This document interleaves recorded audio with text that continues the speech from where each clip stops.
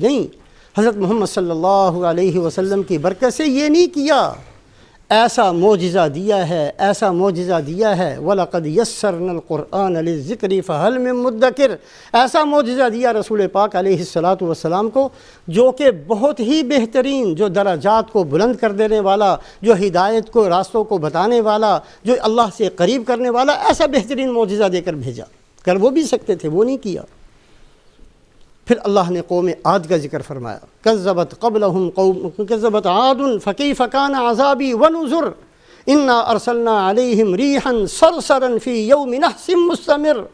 تنزع الناس کأنہم اعجاز نخل منقعر فکیف کان عذابی ونذر ولقد یسرنا القرآن للذکر فہل من مدکر۔ قوم عاد کو دیکھو، اتنے لمبے چوڑے آدمی کہ ایک آدمی 2 انگلیوں سے درخت کو اکھیڑ دے۔ من اشد منا قوہ، کون ہے ہم سے زیادہ طاقت والا، تکبر والے۔ اللہ پاک نے عذاب کئیوں پر بھیجا، قوم عاد پر جو عذاب آیا ہے وہ کتنا آیا؟ 7 دن اور 8 راتیں، 8 راتیں اور 7 دن،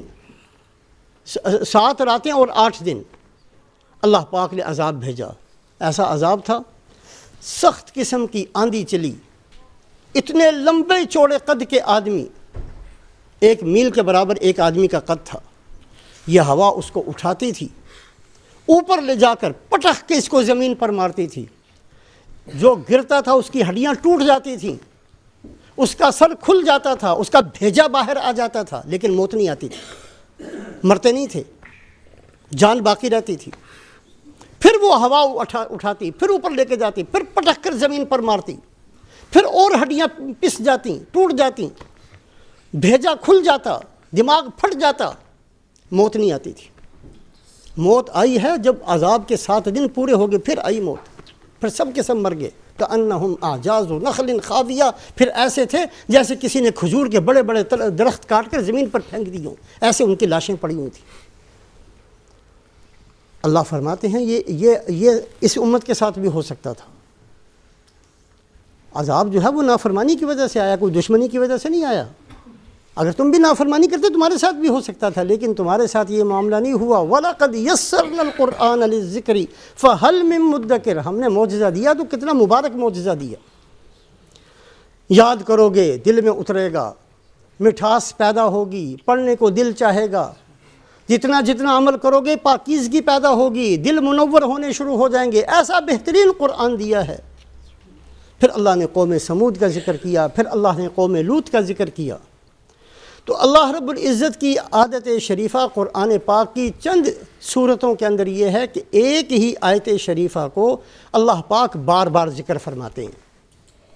سورہ مرسلات کے اندر ویل یومئذ للمکذبین، سورہ رحمان کے اندر فبأی آلاء ربکما تکذبان، سورہ قمر کے اندر وَلَقَدْ يَسَّرْنَا الْقُرْآنَ لِلذِّكْرِ فَهَلْ مِن مُدَّكِرٍ۔ ہم نے، اللہ فرماتے ہیں ہم نے قرآن کا یاد کرنا آسان کر دیا ہے، چھوٹے سے چھوٹا بچہ بھی اس کو یاد کرتا ہے۔ وہ بچہ ان ملکوں کے اندر جو مادری زبان پنجابی وہ صحیح تلفظ سے نہیں ادا کر سکتے، ان کو پنجابی لہجہ نہیں آتا، پنجابی بول بھی لیتے ہیں لیکن وہ لہجہ نہیں آتا جو دیہاتوں اور گاؤں والا لہجہ نہیں آتا، لیکن قرآن عربی لہجے کے اندر پڑھ لیتے ہیں۔ یہ قرآن کا کمال ہے، یہ قرآن کا معجزہ ہے۔ یاد کرنا آسان ہے، عمل کرنا بھی آسان ہے۔ اللہ رب العزت نے اپنے فضل سے، اپنے احسان سے ایسا معجزہ اس امت کو دیا ہے، ایسی بہترین برکت والی چیز اس امت کو دی ہے کہ یہ قرآن پاک صرف یہ نہیں کہ اس کا یاد کرنا آسان ہے، بلکہ ایسی برکت والی چیز ہے کہ قبر کے اندر جب فرشتے آتے ہیں، حدیث پاک کے اندر آتا ہے جب فرشتے آتے ہیں حساب لینے کے لیے، کوئی عمل نہیں کھڑا ہوتا، صرف قرآن آ کے کھڑا ہو جاتا ہے۔ نمازیں بہت پڑھی تھیں، نماز نہیں آئے گی، روزے بہت رکھے تھے، روزہ آ کر کھڑا نہیں ہوگا، ذکر بہت کیا تھا، ذکر آ کر کھڑا نہیں ہوگا، قرآن ان فرشتوں کے سامنے آ کر کھڑا ہو جاتا ہے۔ بھی کیوں آئے ہو؟ یہ ہم نے حساب لینا ہے۔ اتنی مشکل سے تو تھکا تھکایا آ کر لیٹا ہے، سونے دو اس کو، کہنے نہیں ہم نے حساب لینا ہے۔ نہیں، کوئی حساب کی ضرورت نہیں، جاؤ تم لوگ۔ قرآن کھڑا ہو جاتا ہے، نہیں اگر کوئی یہ گناہ گار بھی تھا تو عذاب کے فرشتے آتے ہیں، قرآن سامنے آ جاتا ہے، نہیں عذاب نہیں ہونے دیں گے، اس نے میری تلاوت کی ہے صبح کو، اس نے میری تلاوت کی ہے رات کے وقت میں، لوگ سو رہے تھے یہ مجھے پڑھتا تھا، لوگ مزے کرتے تھے یہ مجھے پڑھتا تھا، نہیں عذاب کے فرشتوں کو میں نے نہیں آنے دینا۔ مقابلہ کرتا ہے قرآن، قبر کے اندر مقابلہ کرتا ہے فرشتوں کا، حشر کے اندر اللہ کے سامنے اگر کھڑا ہوگا تو قرآن کھڑا ہوگا، اے اللہ اس بندے کی بخشش ہونی چاہیے، سورہ ملک کہے گی، اور صورتوں کے بارے میں بھی ہے، اے اللہ اس بندے کی بخشش کیجئے، اللہ فرمائیں گے اس نے بڑے گناہ کیے ہیں، نہیں اس کی بخشش ہونی چاہیے، اگر آپ اس کی بخشش نہیں کرنا چاہتے مجھے قرآن میں سے نکال دیں، اس کی بخشش ہونی چاہیے۔ القرآن ماحل مصدق وشافع مشفع، قرآن ایسا سفارشی ہوگا جس کی سفارش قبول کی جائے گی۔ دو ہستیاں ہیں جن کی سفارش کی قبولیت کا وعدہ کیا،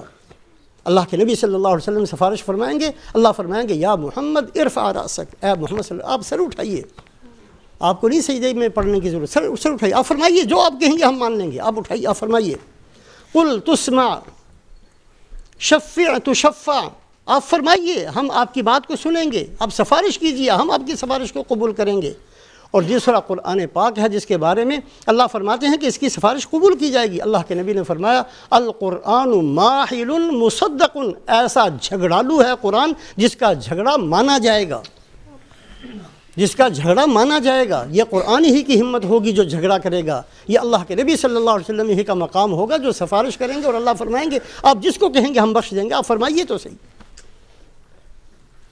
اللہ نے ہمیں ایسا معجزہ دیا، اللہ نے ہمیں ایسی کتاب دی، اللہ چاہتے قوم نوح کی امت کا حشر ہو سکتا تھا، اللہ چاہتے قوم عاد جیسا حشر ہو سکتا تھا، اللہ چاہتے قوم سمود جیسا حشر ہو سکتا تھا، اللہ چاہتے قوم لوط جیسا حشر ہو سکتا تھا۔ سورہ قمر کے اندر اللہ پاک نے ان چاروں کو ذکر فرمایا، اور ہر ایک کے ذکر کے بعد فرمایا وَلَقَدْ يَسَّرْنَا الْقُرْآنَ لِلذِّكْرِ فَهَلْ مِن مُدَّكِرٍ۔ خود بھی قرآن پاک کے ساتھ اپنے تعلق کو باقی رکھیں، بڑھانے کی کوشش کریں، یاد کریں، صحیح کریں، قرآن کو سیکھنا شروع کریں، کسی بھی عمر میں ہو پھر بھی یاد کریں، کم سے کم جو یاد ہے اس کو سیکھیں، اس کا تکرار کریں، بار بار قرآن کی تلاوت کا اہتمام کریں، اپنے بچوں کو قرآن سکھائیں، یہی چیزیں ہیں جو ہمارے کام آئیں گی۔ اللہ ہم سب کو عمل کی توفیق نصیب کرے۔